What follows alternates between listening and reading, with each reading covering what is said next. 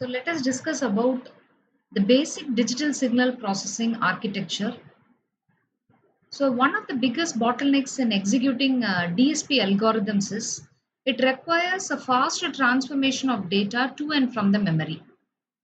The data here implies the samples from the input signal, then the filter coefficients, and as well as the program instructions that are needed to perform this particular MAC operations are all coming under the data. For example, suppose we need to multiply just two numbers that reside somewhere in the memory. In order to do this, we need three binary values to be fetched from the memory. The two binary values relate to the input samples and the filter coefficient data. And the third value relate to the program instruction which specifies what has to be done on that particular data. For example, for a multiply, we need to fetch a data program related to the program instruction multiply. If you want to perform add operation, we need to fetch the data from program memory which pertains to the add instruction. So, movement of data is very much crucial in a DSP processor architecture. So, based on that, the conventional architecture which was first used was von Neumann architecture after the brilliant mathematician John von Neumann. So, in von Neumann architecture, it is very much evident that the CPU has to communicate only with just one memory, and this memory is used to store both data as well as instruction. Or we can tell that data memory and program memory are the same for von Neumann architecture. So, in order to multiply two numbers, we require at least three clock cycles. One for fetching data, one for fetching the program instruction, and the third one for performing the operation and storing the resultant into the CPU. So this von Neumann architecture is quite satisfactory when all of the tasks are to be executed in serial. But however, in practical days, we do not go for any serial execution of tasks, and we go for parallel execution of tasks so that data can be executed in parallel. Hence, we go for an architecture called as Harvard architecture, which is needed when very fast processing is required and we are willing to pay the price for the increased complexity.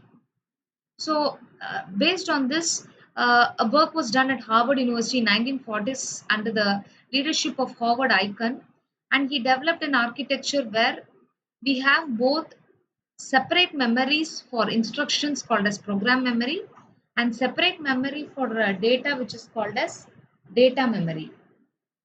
So, as shown in this illustration, Aiken insisted on separate memories and the buses operate independently. Program instruction and data can be fetched at the same time. Thereby, parallelly execution can be done and it improves the speed over a single bus design. So we have a separate dedicated bus, data bus for program memory and separate dedicated bus for data memory. So most present day DSPs use this dual bus architecture.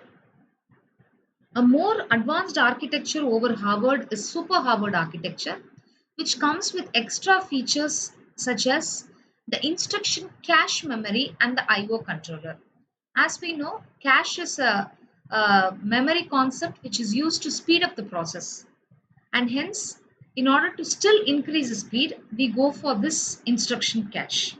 The term was coined by Analog Devices to describe the internal operation of the ADSP210X6 series of digital signal processor. These are called as SHARC DSPs, a contraction of the longer term Super Harvard architecture. So this Super Harvard architecture is in general given as SHARC at DSPs. So the idea was to build upon the Harvard architecture by adding features to improve the throughput. So while the SHARC DSPs are optimized in dozen ways, there are many ways in which they mean to tell there are many ways in which Super Harvard architecture is enhanced over architecture, but the major one is with respect to the instruction cache and the IO controller. So the instruction cache improves the performance of the hardware architecture as we have seen earlier.